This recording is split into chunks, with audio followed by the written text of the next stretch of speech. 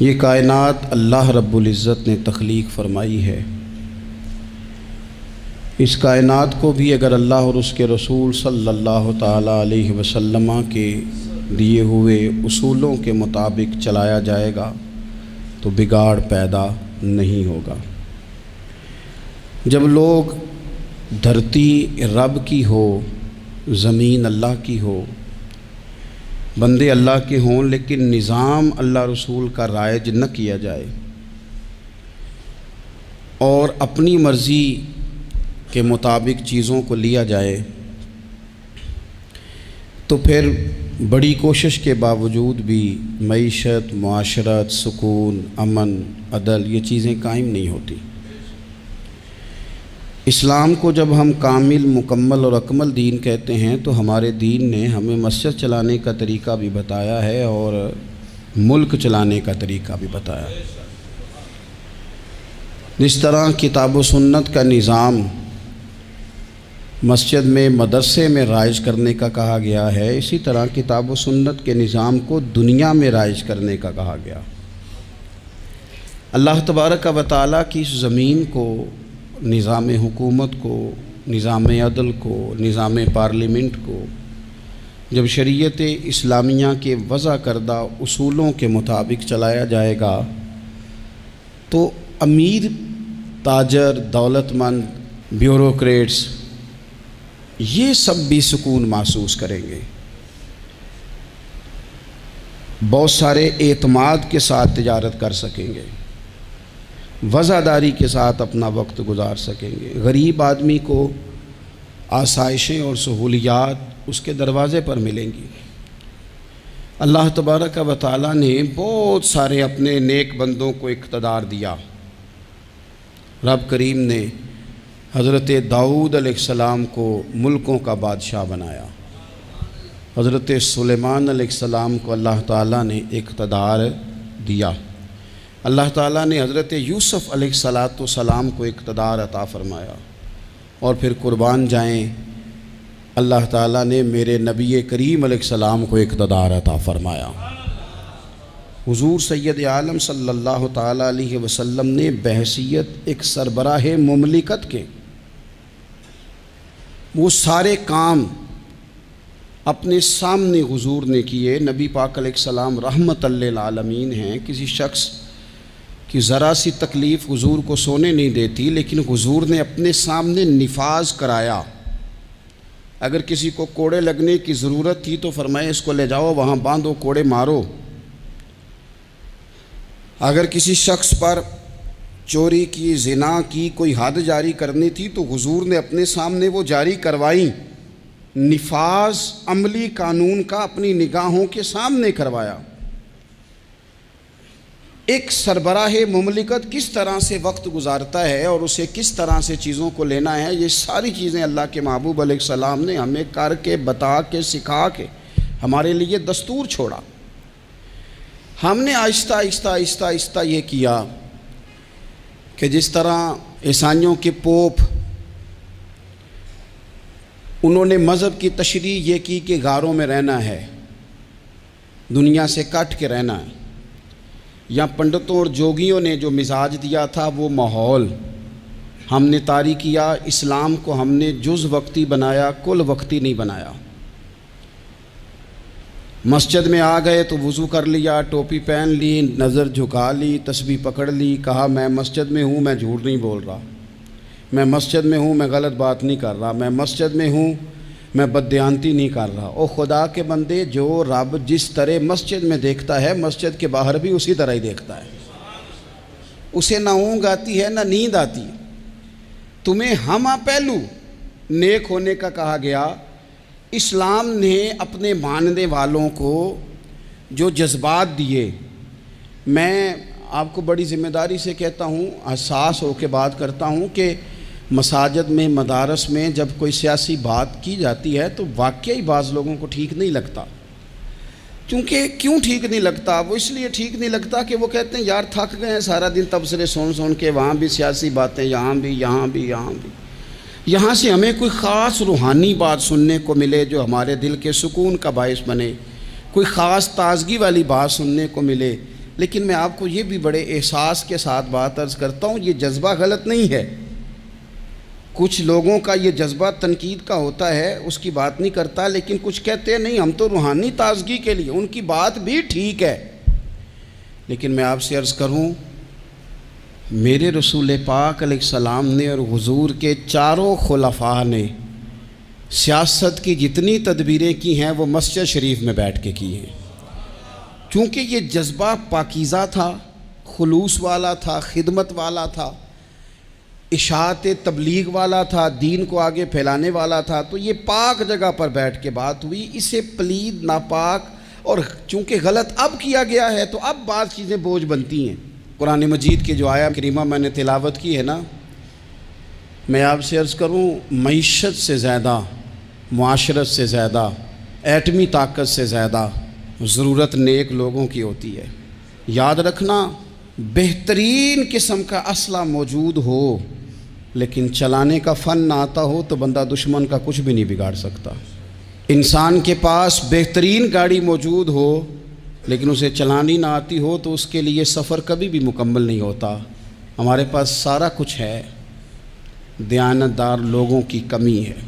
لوگ کہتے ہیں معیشت کا کچھ کرو، معاشرت کا کچھ کرو، تو یہ قرآن دیکھیں اللہ کا کیا فرماتا ہے۔ رب کا قرآن کہتا ہے الذین ان مکناہم فی الارض، کچھ لوگ وہ ہیں کہ اگر اللہ انہیں زمین میں اقتدار عطا کرے وہ کیا کریں گے؟ اقاموا الصلاۃ وآتوا الزکوٰۃ، وہ نماز قائم کریں گے، زکوٰۃ ادا کریں گے، وامروا بالمعروف، وہ نیکی کا حکم دیں گے، وَنَهُوا عَنِ الْمُنْكَرِ، وہ بری باتوں سے منع کریں گے، وَلِلَّهِ عَاقِبَةُ الْأُمُورِ، اور ہر کام کو اللہ ہی کی طرف لوٹ جانا ہے، سب کاموں کا انجام اللہ کی طرف ہونا ہے۔ ان لوگوں کو رب اگر اقتدار دے، ضرورت بندوں کی زیادہ ہے کہ بندے دیانتدار ملے۔ یہ وہ لوگ نہیں ہوتے کہ انہیں مال مل جائے تو یہ عیاش ہو جاتے ہیں، بلکہ انہیں مال کے خزانوں کی کنجیاں ملیں تو یہ رب کی غریب مخلوق کے لیے دروازے کھول دیتے ہیں۔ یہ نمازوں کا خیال کرتے ہیں، یہ دین کا ابلاغ کرتے ہیں۔ بیٹھے تھے حضور کے صحابہ حضرت عمر کے گرد، دوست یار پرانے باتیں ہو رہی تھیں، تو حضرت عمر کہنے لگے دور خلافت چل رہا ہے جناب عمر کا، میں کہہ چکا ہوں کہ ہمیں ضرورت متقی پرہیزگار لوگوں کی ٹیم کی ہے، ان لوگوں کی ضرورت ہے جن کے دل میں درد ہو، جو تقوی والے ہوں، جو مخلوق خدا کے بارے میں گنجائش رکھتے ہوں۔ حضرت عمر کے گرد دوست آپ بیٹھے ہیں، تو حضرت عمر کہنے لگے چلو اپنی اپنی کوئی خواہش ہی بتاؤ۔ تو چونکہ حالات بڑے خراب تھے، قحط کا دور تھا، بعض جگہوں پہ غریبوں کو بڑی مشکل تھی، تو سب لوگوں نے صدقات اور خیرات کی ہی بات کی۔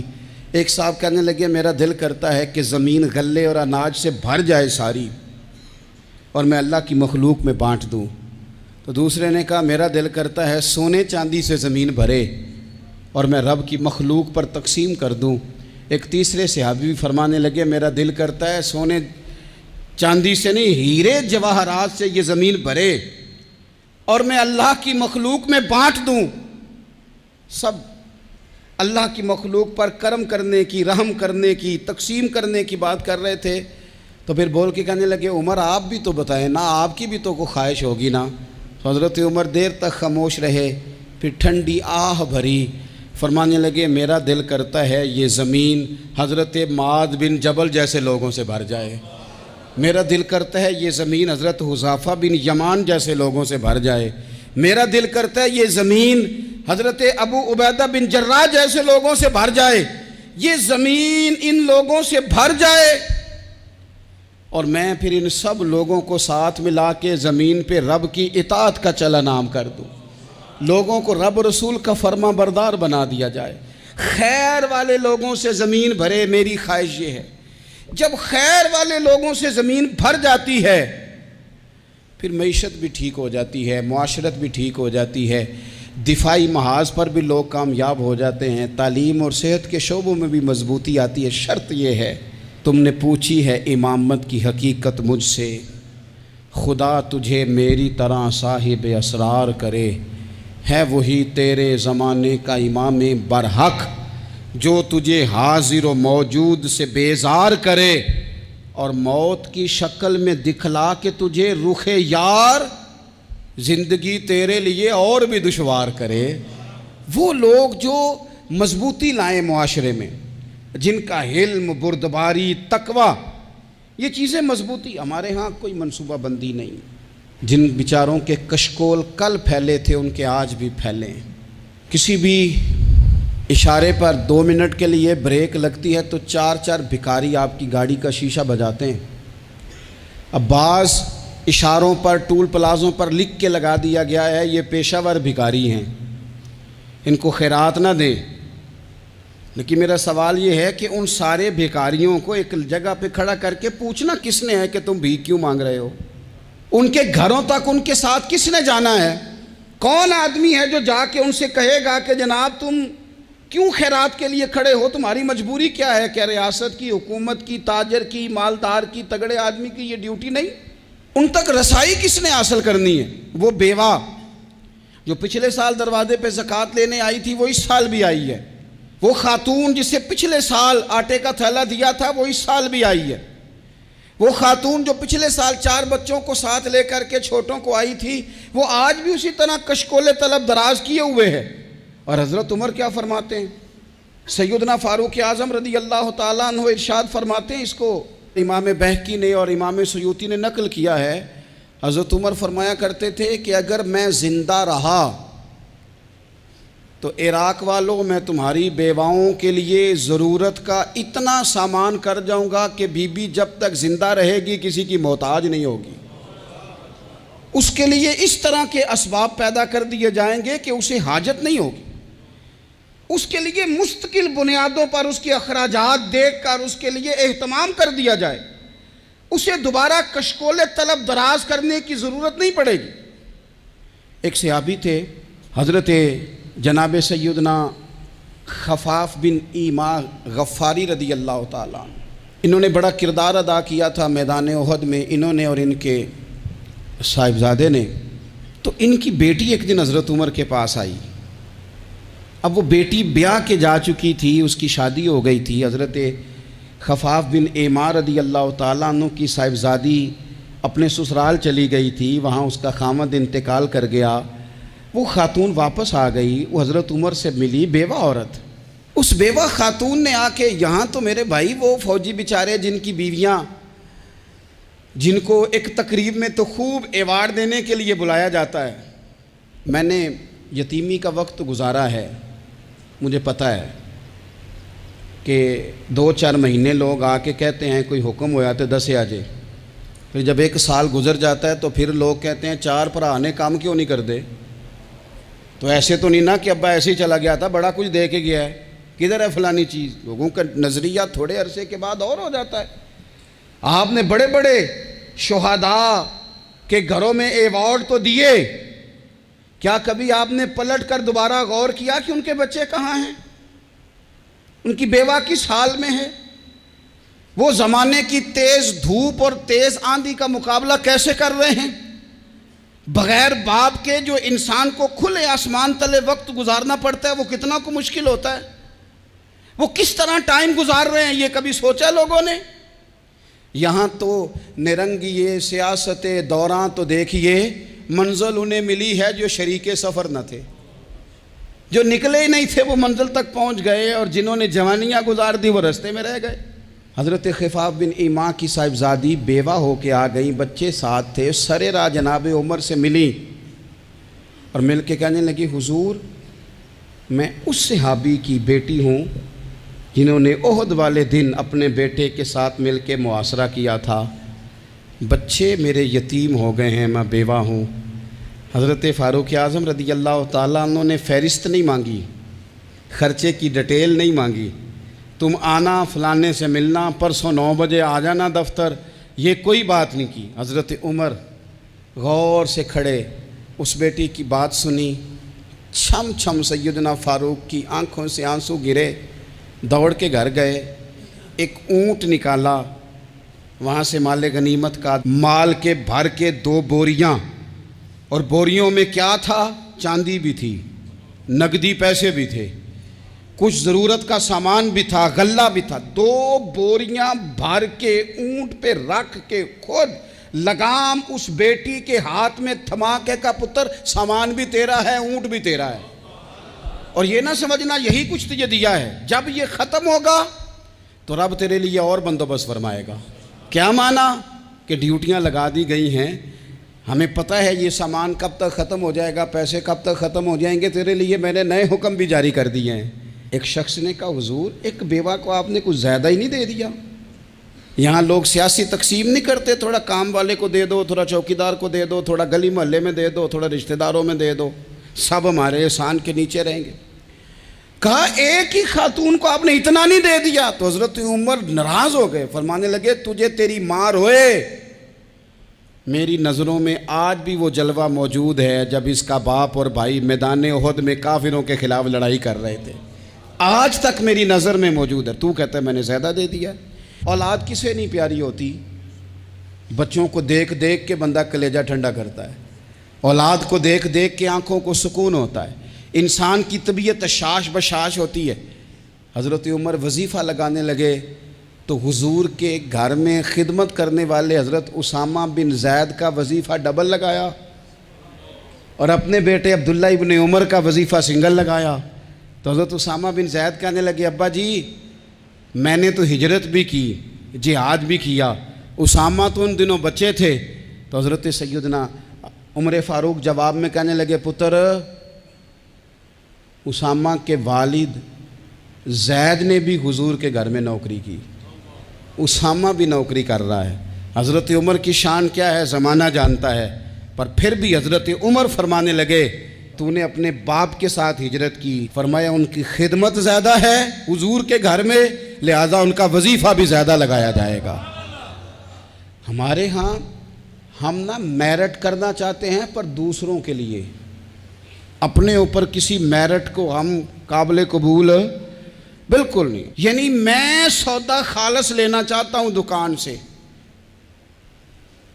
تو آپ بتائیں آپ جو سودا بیچتے ہیں وہ خالص ہی بیچتے ہیں؟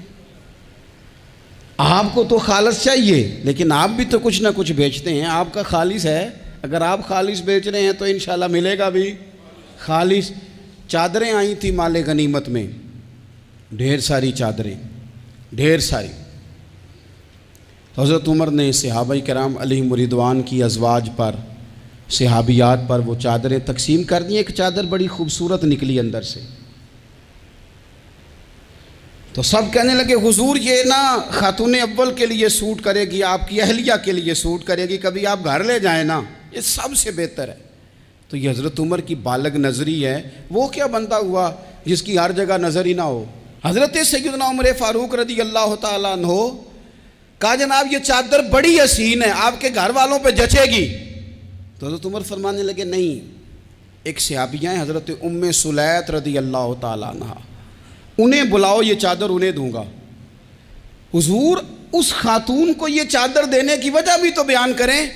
تو حضرت عمر فرمانے لگے جب احد میں ڈھیر سارے لوگ زخمی ہو گئے تھے اور بھگدڑ مچ گئی تھی اور حالات خراب ہو گئے تھے، تو فرمایا میں نے اپنی آنکھوں سے دیکھا کہ اس ایمرجنسی کی حالت میں بھی جناب ام سلیت مشکیزہ پکڑ پکڑ کے زخمیوں کو پانی پلا رہی تھی۔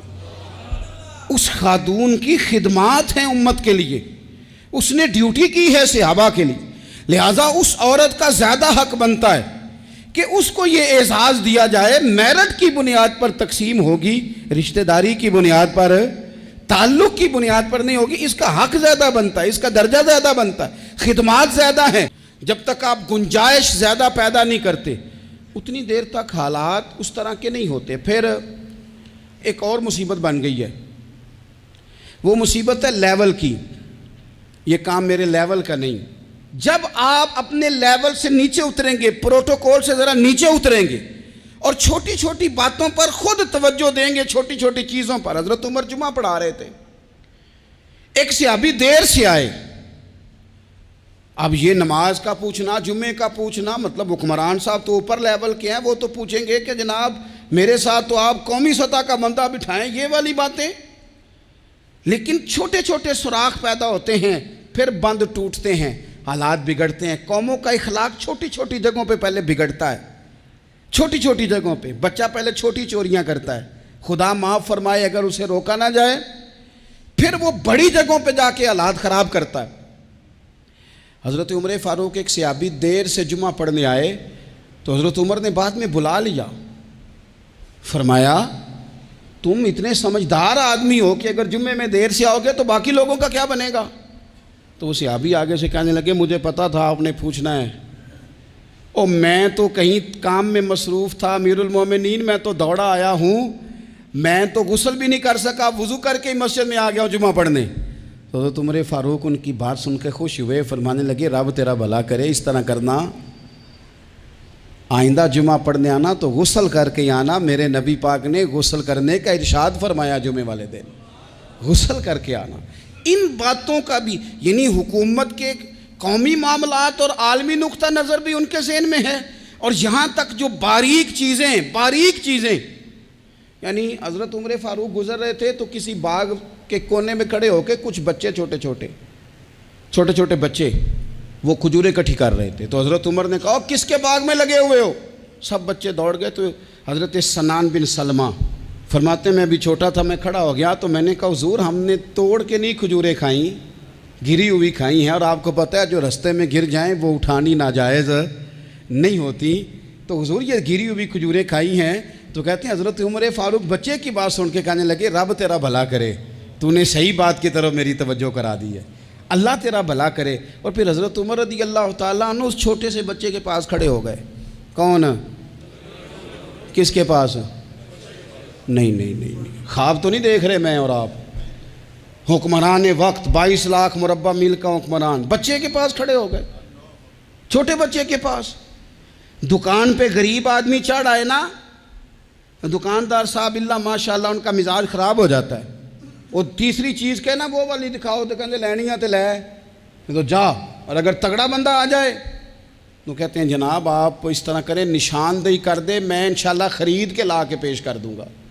مزاج بدل جاتا ہے، غریبوں کے پاس، چھوٹوں کے پاس، عام آدمی کے پاس آپ جائیں۔ ہمارے حکمرانوں کا غریب آدمی سے گیپ بہت زیادہ ہے، پیروں کا غریب آدمی سے گیپ بہت زیادہ ہے، بڑے علماء کا عام آدمی سے گیپ زیادہ ہے، تاجروں کا عام آدمی سے گیپ زیادہ ہے، شیشے کے بڑے بڑے محلات میں سوسائٹیوں میں بسنے والوں کا غریبوں سے گیپ زیادہ ہے۔ اس لیے امیر غریب کی تفریق بڑھ گئی ہے، حالات اور طرح کے ہو گئے، بعض غربا امیروں سے نفرت کرنے لگ گئے۔ ہماری شادی بیاہ تقریبات افطاریاں ان میں ہم اپنے لیول کے لوگ بلاتے ہیں جن سے ہمیں کاروباری ضروریات وابستہ ہوتی ہیں، ہم نے اس طرح کا ماحول بنایا، اس کا نقصان یہ ہوا ہے کہ معاشرے میں کئی قسم کی سوچیں پنپنے لگی ہیں، وسوسے غالب آنے لگے، بعضوں کا تنگ آمد بجنگ آمد، جب غریبوں کے بچے زیادہ تنگ آتے ہیں پھر ہتھیار اٹھاتے ہیں، پھر قلم چھوڑ دیتے ہیں۔ سوچنے کی ضرورت ہے ملک میں کہ برائی جنم لیتی کہاں سے ہے، یہاں تک اتر کے حضرت عمر فاروق ان لوگوں سے پیار کرتے۔ اب وہ بچے نے بات سنا دی حضرت سنان بن سلمہ نے، تو جناب عمر فاروق سے بچے نے فٹافٹ ایک اور فرمائش بھی کر دی، کہنے لگا حضور میں نے کھجوریں زیادہ جمع کر لی ہیں، وہ میرے دوست سارے بھاگ گئے ہیں آپ کو دیکھ کے، اب میں جب جاؤں گا نا تو کھجوریں میرے حصے کی ہیں، ہوں میں غریب بچہ، ماڑے گھر سے تعلق ہے، وہ میری کھجوریں چھین لیں گے۔ حضرت عمر کے ساتھ سپاہی بھی تھے، سارا کچھ بھی تھا، حضرت عمر نے بچے کا بازو پکڑا، فرمایا چل میں تجھے تیرے گھر چھوڑ کے آتا ہوں۔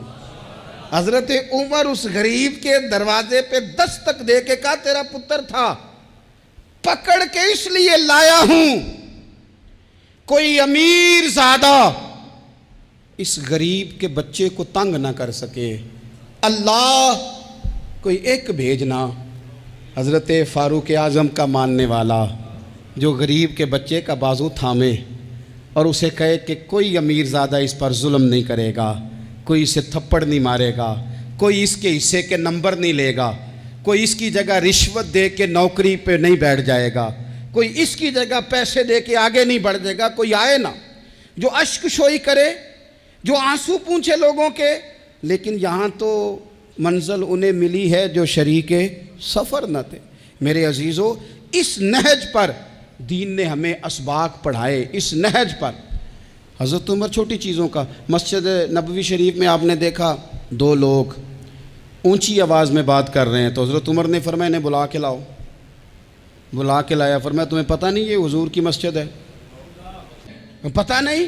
وہاں سارے نعرے ہی غلط ہیں، کسی کے مرد آباد کا نعرہ ہو تو وہ بھی غلط، اور کسی کے زندہ آباد کا نعرہ ہو تو وہ بھی غلط۔ وہاں ایک کی نعرہ صرف اچھا لگتا ہے، وہ کیا ہے؟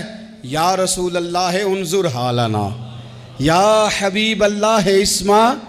وہاں ایک کی نعرہ اچھا لگتا ہے کہ سونے یہاں آ گئے ہیں، نظر کرم ہو جائے۔ یا رسول اللہ پہنچ گئے ہیں، روزے دے دوالے نے غلامہ دیاں ٹولیاں، او ویکھو ایک پیا سن دے کروڑاں دیاں بولیاں۔ وہاں یہی نعرہ اچھا لگتا ہے، لب واہ ہیں، آنکھیں بند ہیں، پھیلی ہیں جھولیاں۔ کتنی مزے کی بھیک تیرے پاک در کی ہے، اور قربان جاؤں اپنے امام پر، اس قلم پہ واری جس سے وہ لکھا کرتے تھے۔ کہنے لگے کعبے کا نام تک نہ لیا، طیبہ ہی کہا۔ پوچھا جو تھا کسی نے کہ عظیمت کدھر کی ہے، ان کے طفیل حج بھی خدا نے کرا دیے، ورنہ اصل مراد حاضری تو اس پاک در کی ہے۔ تو حضرت فاروق اعظم رضی اللہ تعالیٰ عنہ نے نا ان دو لوگوں کو بلایا، اور بلا کر کے فرمانے لگے کہاں کے رہنے والے ہو، کہاں سے آئے ہو؟ انہوں نے کہا جی ہم طائف کے رہنے والے ہیں۔ فرمایا تمہیں پتہ نہیں یہ نبی پاک کا روزہ ہے، حضور کی مسجد ہے، یہاں آواز اونچی نہیں کرتے، تمہیں خبر نہیں؟ اور پھر حضرت عمر فرمانے لگے اگر تم مدینے کے رہنے والے ہوتے تو میں تمہیں کوڑے مارتا، میں تمہیں سزا دیتا۔ تمہیں پتہ نہیں کہ کس طرح کا مزاج اور ماحول ہونا چاہیے۔ تو حضرت فاروق اعظم رضی اللہ تعالیٰ عنہ کی جو خدمات ہیں، آپ تو بازاروں میں جب جاتے تھے نا تو فرماتے تھے ہمارے بازار میں صرف وہ بندہ آ کے کام کرے جو دین کا علم جانتا ہے، جسے تجارت کے اصول پتہ ہیں، وہ آئے، دوسرے کو بیٹھنے نہیں دیتے تھے۔ اپنے مزاج کے لحاظ سے، اپنی طبیعت کے لحاظ سے مخلوق کے لیے دلوں میں نرمی رکھتے تھے، مزاج میں نرمی۔ آپ کے غلام اسلم فرماتے ہیں رات کو میں اور جناب عمر نکلے تھے، تو ایک مکان میں ہم نے دیکھا کہ ایک عورت نے نا، اس کے بچے بار بار شور کر رہے ہیں اور وہ کچھ پکا رہی ہے، آواز آ رہی ہے۔ تو حضرت عمر نے دروازے پہ دستک دی، کون ہے دروازے پہ؟ کہا میں ایک غلام ہوں۔ حضرت عمر کہتے ہیں غلام ہوں، بہن کیا مسئلہ ہے، بچے کیوں رو رہے ہیں؟ تو بی بی کہنے لگی تمہیں کیوں بتاؤں، جاؤ نا اپنا کام کرو۔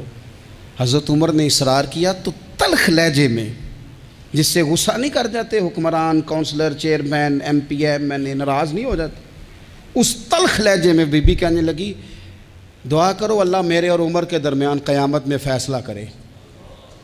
کیسا حکمران ہے کہ اس کی حکومت میں میرے بچے بھوکے سوتے ہیں، یہ میں نے پانی میں روڑے ڈال کے چڑھائے ہیں، لیکن یہ پیٹ کی بھوک یہ بڑی ڈاڈی ہوتی ہے، یہ نیند بھی نہیں آنے دیتی۔ خیال تھا رو دو کے سو جائیں گے، پر سو بھی نہیں رہے۔ حضرت فاروق اعظم دوڑے گئے، گھر سے سامان، اناج، غلہ کندھے پہ رکھا۔ خادم کہتے ہیں میں نے کہا کہ مجھے دے دیں۔ فرمانے لگے چل تو وعدہ کرنا قیامت میں بھی میرے بوجھ اٹھائے گا۔ کہ حضور نہیں، وہ تو میرے بس کی بات نہیں۔ فرمایا پھر مجھے کرنے دے۔ دوڑے آئے، اس خاتون کے دروازے پر لا کے وہ چیزیں رکھیں۔ کہا بہن اگر تو پردہ کر لے تو یہ غلام نہ آج کھانا پکا دے تیرے بچوں۔ پھر وہ گھی چڑھا کے، چینی ڈال کے، کچھ سامان پکتا تھا وہ کھانا پکایا۔ غلام کہتے ہیں جب پھونکے مارتے تھے تو داڑھی سے دھواں نکلتا تھا، آگ جلاتے تھے دھواں نکلتا، پھر کھانا پکایا، پھر ان بچوں کو کھلایا۔ پھر حضرت عمر فاروق رضی اللہ تعالیٰ عنہ نا تھوڑے پیچھے بیٹھ گئے، تو بچوں کے ساتھ اس طرح کی باتیں کرنے لگے کہ وہ ہنس پڑیں۔ جناب اسلم کہتے ہیں بچے اس بیوہ کے ہنستے تھے، بچے ہنستے تھے اور عمر روتے تھے۔ جب وہ ہنستے تھے تو فاروق روتے تھے۔ پھر وہ بچے آہستہ آہستہ لیٹنے لگے، اور جب وہ سونے کی طرف بڑھنے لگے تو حضرت عمر کہنے لگے بہن میں جاؤں؟ کہنے لگی رب تیرا بھلا کرے، میرا کلیجہ پھٹ جاتا اگر میرے بچوں کو آج شام بھی روٹی نہ ملتی۔ تو سیدنا فاروق اعظم رضی اللہ تعالیٰ عنہ کہنے لگے پھر تو میرے لیے دعا کرے گی؟ کہنے لگی میں دعا کرتی ہوں اللہ عمر کی جگہ تیرے جیسا کو نیک آدمی بٹھا دے۔ تو حضرت عمر کہنے لگے ایک چھوٹی سی گزارش بھی مان لو گی؟ کہا کیا؟ فرمانے لگے کوئی یہ میری خدمت اگر پسند آئی ہے تو عمر کو معاف نہیں کر دیتی؟ غلطی ہو گئی، اسے پتہ نہیں تھا، اپنے منہ سے کہنے لگے سیاںا بھی نہیں، باشعور بھی نہیں، اسے چاہیے تھا خلافت کی ذمہ داریاں نہ لیتا، لیکن حضرت صدیق نے کہا تو وہ مان گیا، لیکن بہن میں اسے جانتا ہوں، بزدل بڑا ہے، کمزور بڑا ہے، ضعیف بڑا ہے، اگر تو قیامت میں اس کی شکایت لگائے گی تو بڑا کمزور پڑ جائے گا، اس کے لیے مشکل ہو جائے گا۔ تو کہنے لگی اچھا اگر تو اتنی سفارش کرتا ہے تو جا، میں نے عمر کو معاف کیا۔ حضرت فاروق اعظم نے چہرے سے کپڑا ہٹایا تو بی بی کہنے لگی اوہو آپ عمر ہیں؟ تو آپ فرمانے لگے میں جو بھی ہوں تو وعدہ کر چکی ہے کہ تو نے عمر کو معاف کیا۔ پھر باہر نکلے اور اپنے خادم جناب اسلم سے کہنے لگے 2 بندے اور بلا اور انہیں گواہ بنا کہ میں نے اس غریب کے روتے بچے ہنسائے ہیں، تو جا کے ان کو بتا میں نے وہ ہنسائے ہیں، اس کے بھوکے بچوں کو میں نے روٹی کھلائی ہے، اور تو گواہ ہو جا کہ اس بی بی نے خود کہا ہے بغیر جبر کے، میری گزارش پہ کہا ہے کہ میں نے عمر کو معاف کی۔ کیوں نہ ہم بھی اپنی اپنی ذمہ داریوں کا احساس کر لیں۔